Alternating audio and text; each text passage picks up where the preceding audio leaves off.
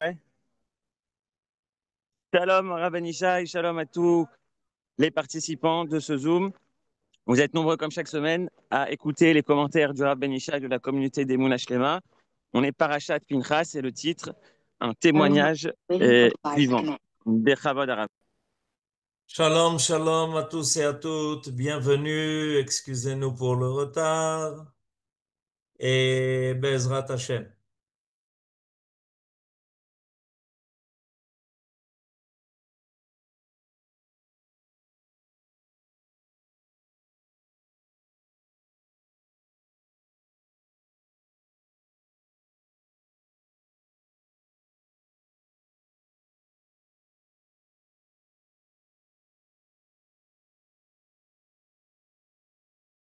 Pinchas et à Eliaou.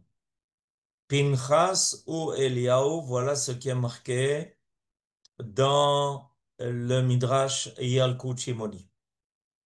Alors nous allons aujourd'hui expliquer la raison et la valeur de l'intervention de Pinchas qui lui a donné droit à quelque chose de tout à fait particulier, ce qui en général ne peut pas arriver, c'est avoir droit à devenir Cohen.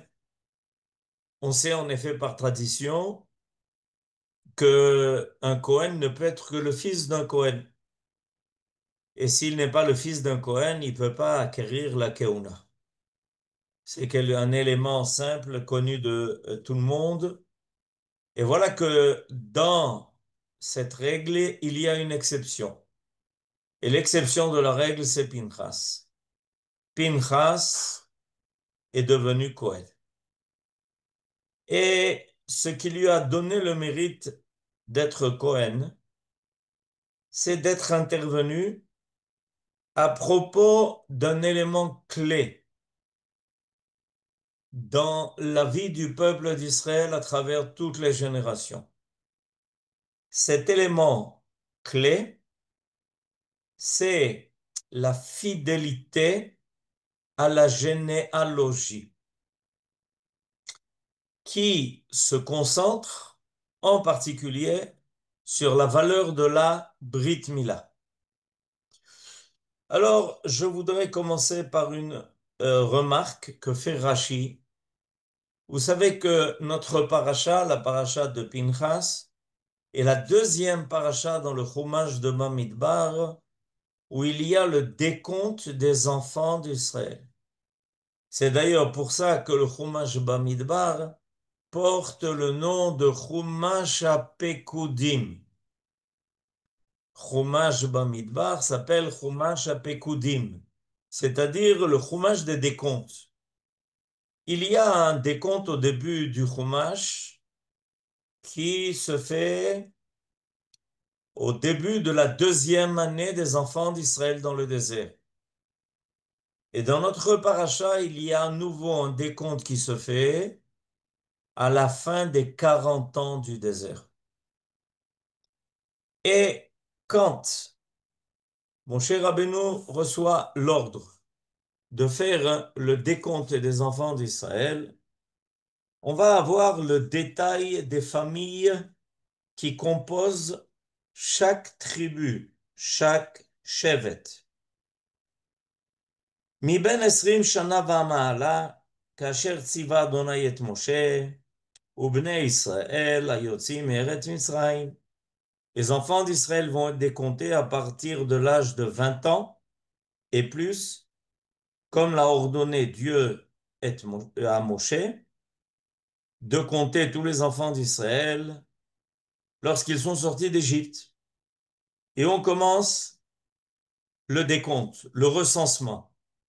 Réhouven Bechor Israël. On commence par le Bechor. Le Bechor, c'est Réhouven. Bene Réhouven, Hanoch, Mishpachat HaHanochi. לפלו משפחת הפלוי, לחצרון משפחת החצרוני, לכרמי משפחת הכרמי. אלה משפחות הראובני והיו פקודיהם 43,730. Donc, on nous dit que les familles qui composaient la tribu de Réhouven étaient la famille qui venait du fils qui s'appelait Hanor, du fils qui s'appelait Falou, du fils qui s'appelait Chetzron et du fils qui s'appelait Carmi. 4 fils en tout. Mais voilà que dans le texte de la Torah, il y a une précision qui est faite et qui semble a priori un peu superflue. Réhouven Bechor Israël, Béné Réhouven Chanor, le premier des enfants de Réhouven, Mishpachat Hachanochi, qui a donné naissance à la famille Hachanochi. Ben oui, si cette famille descend de Chanor, elle va s'appeler la famille de Chanor. Qu'est-ce que la Torah rajoute? Le deuxième fils Falou, la Torah précise à nouveau, Mishpachat Paloui. Ben oui, si la famille vient de Falou, c'est la famille qui vient de Falou. Et Chesron, pareil, et Carmi, pareil. Or, on remarque qu'à partir de là, à chaque fois qu'on rappellera une famille, elle va avoir droit à 2 lettres de plus. Chanor devient Hachanochi.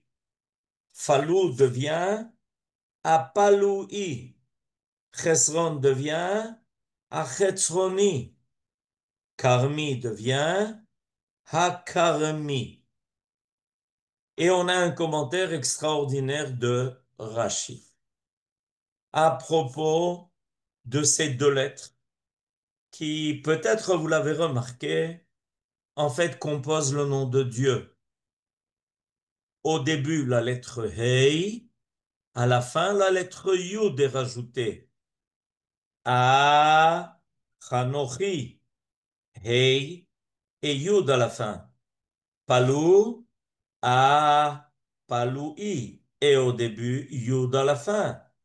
Hachetzroni, He au début, Yud à la fin.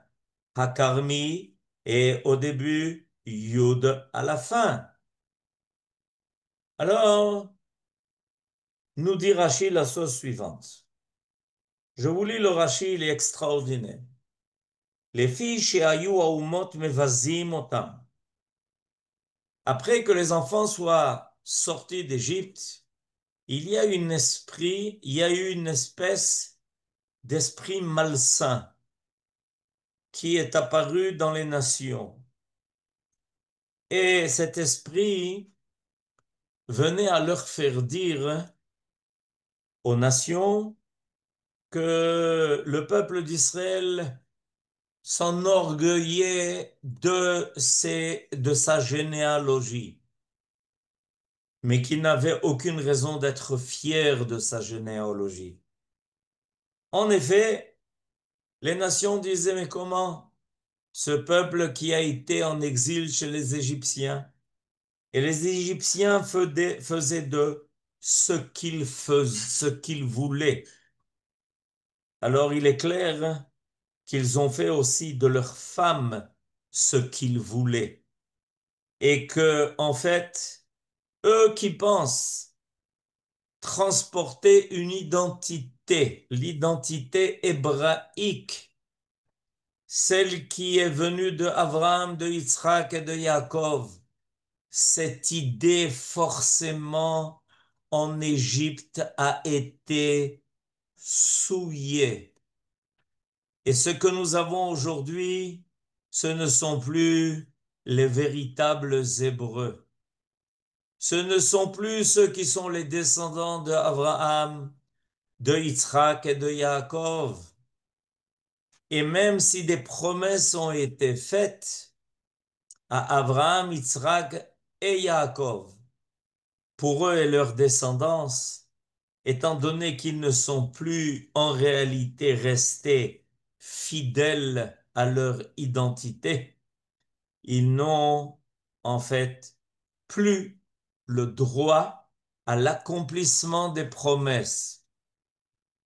Et voilà que Akadosh Baruch Hu a décidé pour cela de venir démentir ce mensonge historique qui avait évidemment un but bien évident, celui de laisser penser que le peuple d'Israël n'était plus le peuple hébreu et qu'il ne pourrait pas rentrer en Eretz Israël en réclamant que s'accomplisse la promesse divine. Et il a fait quelque chose d'extraordinaire. Je vous lis le texte de Rashi. Lefichach itil akadosh baruch hu shemo alehem. C'est pour ça que Dieu a scellé son nom dans leur propre nom, en mettant un hey au début de chaque mot, de chaque nom, et un yud à la fin, l'omar, pour dire Me'idani alehem, shem bnei avotehem. Je suis moi, le témoin, celui qui peut venir affirmer qu'ils sont bien les enfants de leur père. Vezeu shemeforash al yedei David, et c'est ce que David va dire dans Tehilim, dans le chapitre Kuf Kafbet 122, Shivteya et doute les Israël. Ils sont tous des tribus de Dieu et il y a un témoignage qui vient témoigner de cela pour Israël. Hashem Azeh Me'id alehem leshivtehem. Ce nom-là de Yud et He vient témoigner de la fidélité de leur identité. Il y a donc ici quelque chose de fondamental. Le peuple d'Israël transporte à travers l'histoire une identité. Est-ce que le peuple d'Israël l'a transporté de façon fidèle? Est-ce qu'il est bien le descendant vrai des patriarches et de leurs enfants, depuis Réhouven jusqu'à la dernière tribu de Binyamin? Parce que c'est bien à eux qu'a été fait la promesse et qu'a été contractée par Dieu avec eux une alliance. L'alliance que la providence les accompagnerait, que la providence serait là pour les garder et pour finalement réaliser toutes les prophéties qui leur ont été données, sans exception, pour leur bien et le bien de l'ensemble de l'humanité. Et maintenant, on va comprendre pourquoi, dès qu'il y a eu une tentative d'atteinte à cette identité, à cette fidélité à la brite, l'alliance, il y a toujours eu des personnes exceptionnelles, des êtres exceptionnels pour intervenir. Pourquoi?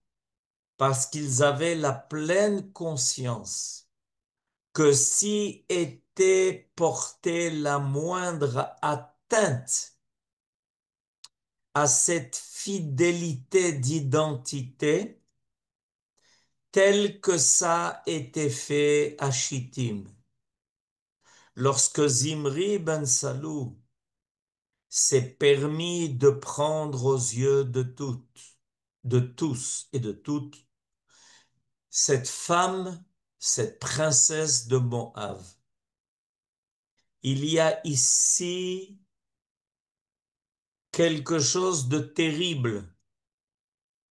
Immédiatement, on a senti un frisson passer dans l'histoire du peuple d'Israël. Est-ce qu'il va y avoir une trahison d'identité? Est-ce que Zimri ben Salou va donner un exemple qui est tout à fait négatif, qui vient remettre en cause l'idée même de l'alliance? En effet, il faut que nous soyons conscients que par notre responsabilité et par notre fidélité à cette alliance qui nous a été donnée par Akadosh Baruch Hu et qui a pour signe la Brit Mila, qui oblige même celui qui veut se joindre à notre peuple.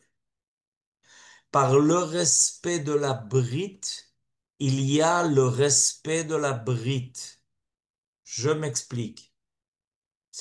Quand nous, enfants d'Israël, nous respectons avec fidélité pendant des milliers d'années cette démarche de Brit Mila, qui évidemment est fondamentale dans la continuité de l'identité hébraïque à travers les siècles, ça éveille la volonté de respecter la brite, l'alliance que Dieu a contractée avec nous. On sait bien que ce que les hommes font ici en bas, ici sur terre, réveille les forces positives qui veulent intervenir et apparaître dans l'histoire et dans la nature. Par le respect de la Brit Mila, il y a tout de suite dans les cieux, à chaque fois qu'une Brit Mila est faite, qu'elle est respectée, qu'on respecte la démarche qui permet à l'identité hébraïque de se prolonger à travers ceux qui appartiennent à cette identité de façon fidèle. Il y a tout de suite dans les cieux un éveil de l'alliance qui a été contractée par Dieu avec nos ancêtres et avec ses enfants. Et c'est pourquoi, hein, dès que il y a eu un sentiment de porter atteinte à cela, il y a des hommes d'une stature exceptionnelle, tels que Pinchas, qui comprennent la gravité de l'heure et qui vont dire non, non, non, non, Akadosh Baruch Hu, ce n'est pas vrai. Le peuple d'Israël ne renonce pas à l'alliance qu'il a contractée avec toi. Ce n'est qu'une erreur de parcours. Et elle ne témoigne pas de ce que le peuple d'Israël tout entier veut et désire. Ce peuple-là, tu vas voir, il va continuer à respecter fidèlement son alliance avec toi. Et d'ailleurs, moi, Pinchas, je vais continuer de me manifester à travers les siècles à venir sous la forme de Eliaou pour être présent à chaque Brit Mila, pour venir dire que c'est bien l'identité hébraïque qui continue son chemin et qui va être fidèle à elle-même jusqu'à l'aboutissement de l'histoire d'Israël et du projet divin sur terre. Je serai là à chaque Brit Mila pour dire cette erreur ou ces erreurs de temps en temps qui malheureusement sont apparues des fois sur le parcours de la vie de ce peuple d'Israël, d'avoir voulu se mélanger avec les autres, d'avoir pensé que notre identité ne réclamait pas de cette totale fidélité d'alliance. Ce n'est qu'une erreur qui ne traduit pas l'essence même de ce que nous sommes. Et c'est pour ça que nos sages ont insisté sur cette idée. Pinchas ou Eliaou. Suivez-le Pinchas à travers toute l'histoire d'Israël. Et quand vous allez à une Brit Mila, vous allez voir vous allez voir quelque chose d'extraordinaire.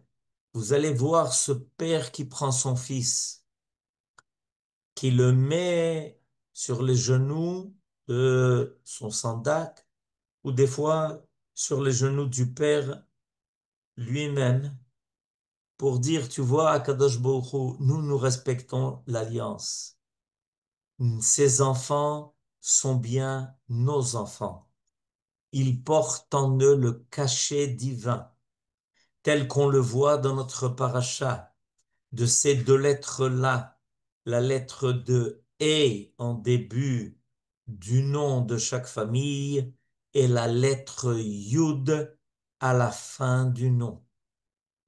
En fait, rappelons-nous, ces deux lettres-là, ces deux lettres-là étaient des lettres qui avaient déjà apparu à propos de Abraham et de Sarah quand Akadosh Baruch Hu a décidé de faire de Sarai Sarah et de Avram Abraham, et elle prouve qu'à partir de là, l'histoire divine va accompagner l'histoire de l'homme.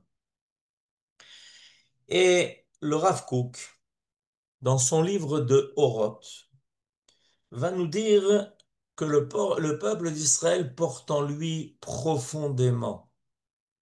Il porte en lui l'idée de la Géoula. Il porte en lui le dynamisme de l'histoire de la Géoula. Il ne peut pas renoncer à cela. Il le vit profondément dans son âme. C'est-à-dire l'idée de faire progresser le monde, d'améliorer la nature de l'homme et de faire que l'histoire du monde réussisse. Le peuple d'Israël a toujours été présent au carrefour de l'histoire, par ses individus et par son collectif, pour ne pas laisser le monde piétiner, pour ne pas permettre que le monde soit bloqué dans sa médiocrité. Et il l'a prouvé précisément par la Brit Mila. Parce que qu'est-ce que fait la Brit Mila? Elle vient compléter la forme humaine. Elle vient permettre à l'homme d'être plus sensible, d'être plus élevé, de ne pas être par ses instincts, mais toujours être dirigé par l'aspiration par quelque chose de plus divin. C'est l'idée de la Brit Mila. Eliaou qui vient à chaque Brit Mila est là pour dire, continuez, ne vous inquiétez pas. vous me faites avancer sur l'axe de l'histoire grâce à cette Brit Mila que vous accomplissez. En effet, j'ai été désigné pour venir annoncer à la fin de l'histoire la Géoula. Je suis celui qui viendra annoncer la réussite de l'histoire d'Israël et de l'histoire du monde. Ne vous inquiétez pas. Et grâce à vous, grâce à cette Brit Mila, j'accours, je viens, je prouve que je suis présent. Et vous prouvez, vous, qu'on continue d'avancer. Depuis des milliers d'années, depuis la Brit Mila de Abraham et de Yitzhak, le peuple d'Israël n'a jamais abandonné, malgré toutes les difficultés, il n'a jamais abandonné la capacité de l'alliance.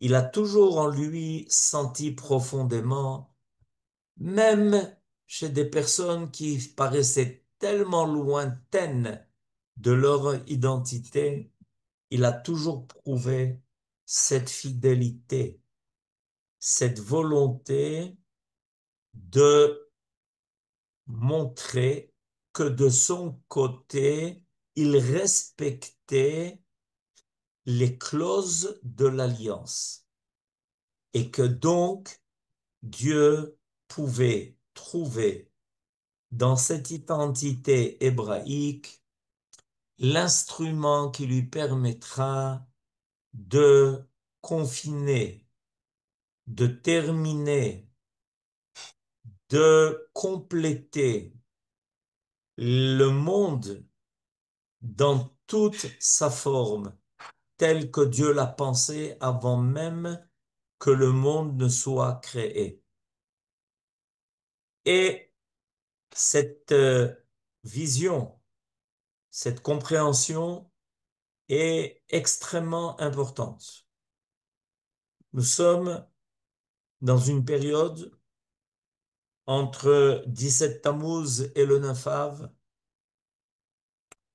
où nous avons à reviver, à faire réapparaître dans toute sa grandeur, dans toute sa force, cette identité hébraïque, avec tout ce qu'elle a comme morale, avec tout ce qu'elle a comme respect de tout ce qui est noble, dans tous les domaines, la valeur de la famille, la valeur de l'éducation.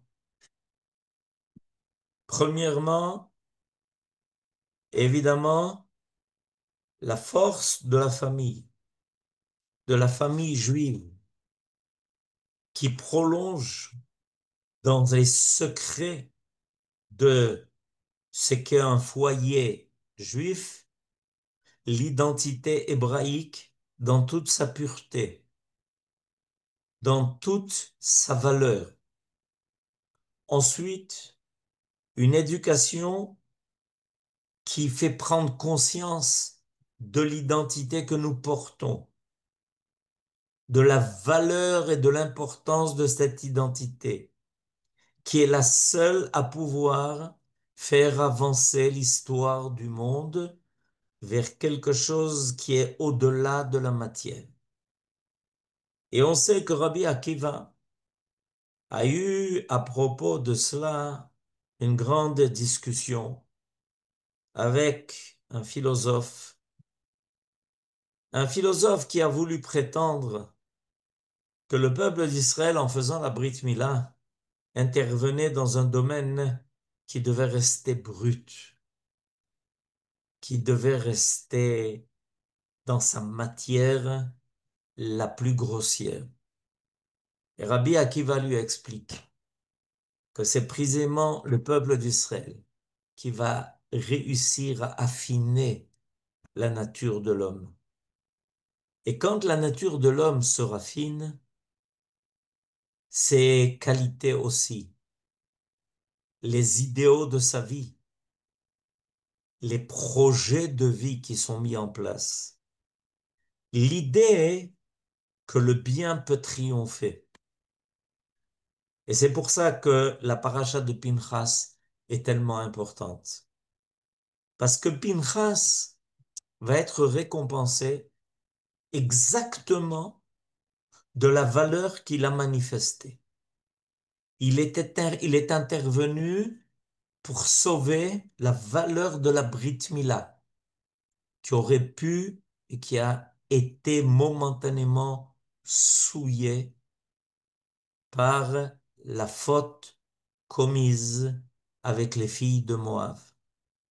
Et alors Dieu lui donne la capacité maintenant de racheter la faute, d'être le Cohen qui va œuvrer pour toujours permettre à ceux qui ont fauté de se racheter, de se réhabiliter, d'allier quelque chose de meilleur, de plus noble et de plus vrai, le plus divin, quelque chose qui correspond profondément à leur âme, à l'âme à laquelle ils ont eu droit grâce à leurs ancêtres, Abraham, Yitzhak et Yaakov. Et Pinchas ou Eliaou, il nous accompagne. Et on attend qu'il se manifeste, non seulement à propos de chaque Brit Mila, mais avec la réalisation de l'alliance globale que Dieu a contractée avec nos ancêtres et avec nous aussi, pour faire réapparaître ce que Dieu avait promis à Abraham, Ve'escha le goy gadol. En ces jours-là, laissons de côté toute petitesse d'esprit, toute petitesse d'acte, et soyons à la hauteur de l'alliance que Dieu a contractée avec nous.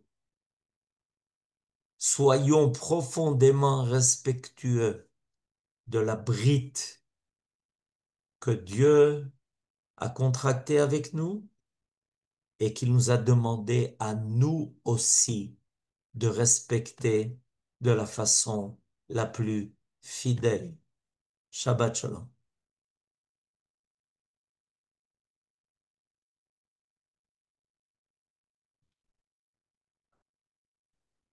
Shabbat Shalom. Shabbat Shalom. Shabbat Shalom à tous et à toutes. Shabbat Shalom. À bientôt si Dieu veut. Ouais. Merci d'avoir visionné cette vidéo. Je vous invite à vous abonner à notre chaîne InMode pour plus de replays, de conférences, de cours, d'interviews. Cliquez sur le bouton juste ici et vous êtes abonné à l'InMode. À très bientôt.